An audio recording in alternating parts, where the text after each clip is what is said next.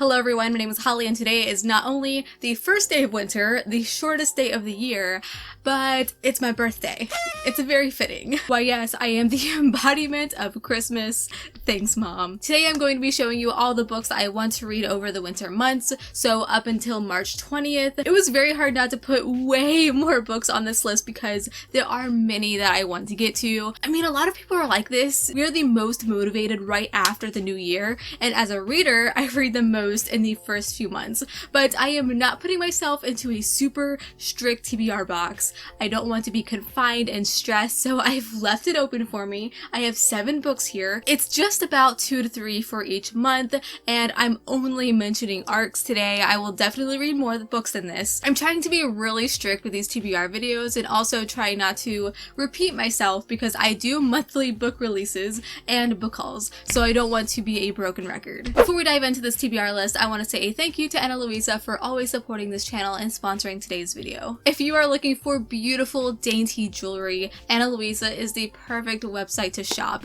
They use recycled gold and silver to create their pieces. From the perfect gold hoops to personalized jewelry and gemstones to pearls, no matter the time or place, they have got you covered. I am currently all decked out in Ana Luisa today, and being truthfully honest, it's my favorite set so far from them. And the first thing is this simple puffy heart necklace called Lev. As you can see, it's a gold heart necklace with a high polished texture. This thing is blinding. I swear all of their jewelry are just insanely shiny, and this one's no exception. I think it's the perfect eye-catching pendant. I love the sleek, glossy look to it. This is definitely something I'll put on when I want something bold, but still cute, and it's the perfect length too. And the next 2 pieces I have here are rings. They are both adjustable, which I love the option for that. I've been super into rings lately, and I never used to be like that. The first one is called Song Gold. It's a really cool design. It's composed of 3 rows of gold beads. It's inspired by the design of ball chain necklaces. I can totally see that.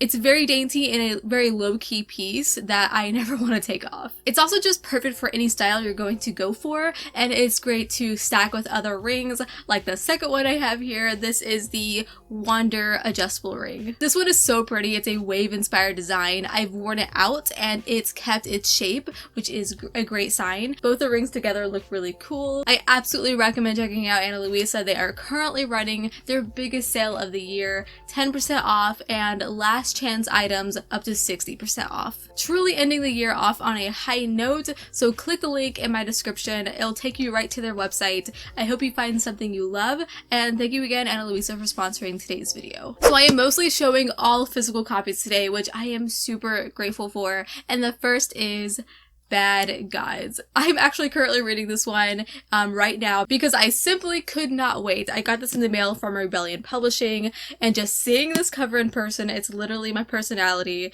in art form. It looks like a fantasy comedy romp, and that's exactly how I want to end the year of 2021, laughing while spiraling in the black hole that was this year for me. This comes out in January. It's actually a reprint. It originally came out in 2013, I think, and Rebellion Publishing gave it a whole new makeover. Tyra Banks would be shook. I mean, I just have to give you like a rundown of what this cover looks like. I mean, just look at the back. It's perfection. It definitely caught my eye way more. It basically follows a character who runs a brothel and all the dramatics and shenanigans that comes with it. I'll be reviewing this one soon, so I'm keeping this a little shorter, but it's funny. I mean, when I first opened the book and read the dedication, I chuckled. To my parents who wouldn't have approved, so that's a little warning for you. Moving on to books that I want to prioritize in January, Justice of Kings. So this is the first one. This is a February release, but I want to get a head start on it, and I'm sure you've seen it everywhere. It's pretty hyped up at the moment. I got this beautiful arc back in November.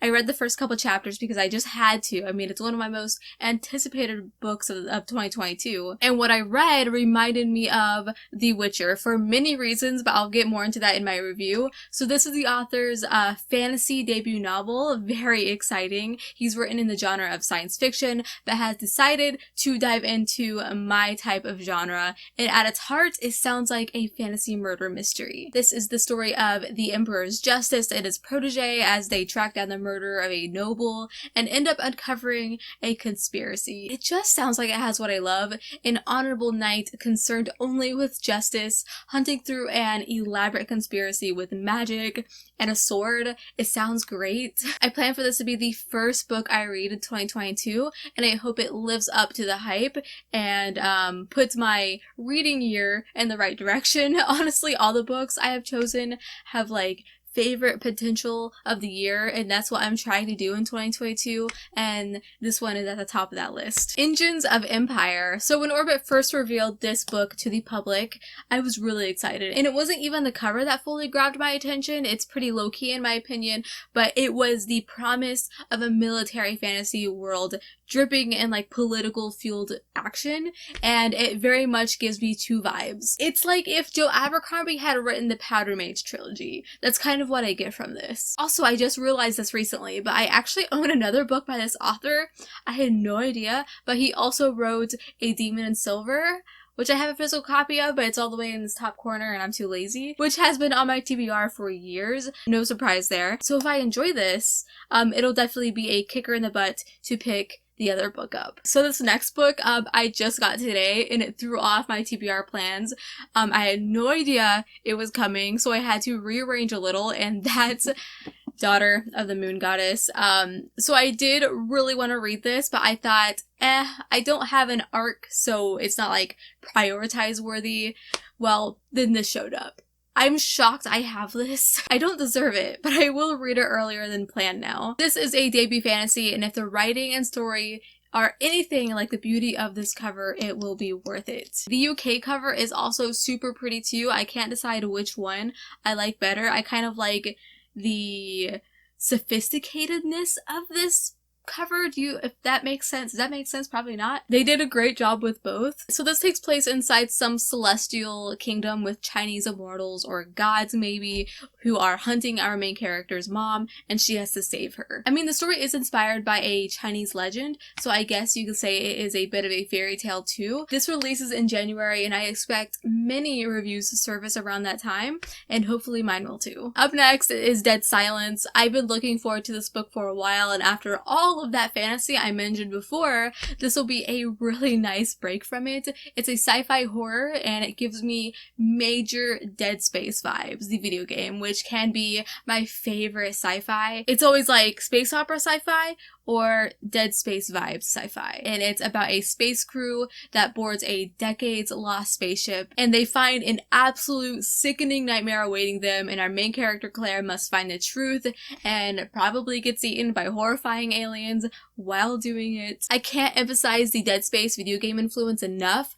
I need more of it. It sounds creepy and atmospheric, and I want to get lost in the pages as much as these characters get lost in space. This one could honestly surprise the heck out of me. Moving along, I really want to read Rise of Mages. This is coming from Tor Books, and it sounds like a really interesting epic fantasy novel that will serve as the first book in the Age of Ire trilogy. I believe it's a debut, which I always love that, and has a great sounding story of blood, magic, and rebellion, as well as an awesome freaking cover. It's what made me want to put it on my TBR, and I really like the sound of this one. The author has mentioned it has dark rebellions, rogue wizards, and fallen gods, which you can't go wrong with. All of that are excellent bases for a great fantasy book, and I am very interested in the idea of a mage king. What the hell is that all about? I need to know. Based on the synopsis, it sounds like this author is coming at us with a bang and is looking to produce a pretty epic and intense read, and I'm really looking forward to reading it. Age of Ash, this comes out in February, and my god, it sounds like it's going to be a new favorite. It's another one that I want to like heavily spotlight here on this channel, and I'm so happy Orbit is publishing it because that's even more validation that it's going to be amazing. So this author is best known for his partnership with Ty Frank, who write together under the joint name James S.A. Corey, who wrote The Expanse. The Expanse series is easily one of the hottest science fiction series in book and TV show form, so turning that talent into a fantasy series is going to be so epic. This is exactly what I love. As some of you know, I am unable to resist stories with thieving main characters, almost like Assassin's Creed-like, and it's just something about a lovable rogue that keeps me turning pages, except Six of Crows. That was boring as fuck. But this series in general, which is called the Kithamar series, has huge potential to be a cornerstone of the fantasy genre for the next few years. So I'm pumped. This is the kind of stuff that keeps my blood pumping. City of Dusk. This is this author's debut adult fantasy. She's written in YA fantasy, but she's come to the dark side. I have read Scavenge the Stars, which she wrote, and I liked it. There are some elements I absolutely loved. One of them being the writing and also like detail into like scenery, and I'm hoping with this being adult it'll broaden her horizons even more. Maybe have a little less romance than YA. It's also supposed to be way darker, and I love that. The world here mentions bone and shadow magic, gods, and it follows 4 heirs of 4 noble houses, each gifted with some form of magic, and they have to come together for a like topsy-turvy alliance. Another one of my most anticipated releases of the year. I've been excited about it for a while, and it should be really good. It's an Orbit release, so it's non-negotiable. There is another book that I feel like I might get to before March 20th, but it might be after, and that is Wild and Wicked Things. This comes out like right at the tail end of March, so maybe I'll save it for my spring TBR. We'll see. It might make it in. So that's going to be it for my winter TBR. A lot of amazing books I'm really excited about. I will hopefully have reviews for all of these, whether that be in a singular review video or maybe my monthly wrap-ups. We will see what I'm in the mood for. Tell me in the comments below, are you looking forward to any of these books on my list? What books are on your TBR, because I would love to know. And don't forget to click the link in my description box, which will take you to Ana Luisa's website, which is having an awesome end of the year sale. I hope you find something nice. Like this video and subscribe if you haven't, and until we meet again, happy reading.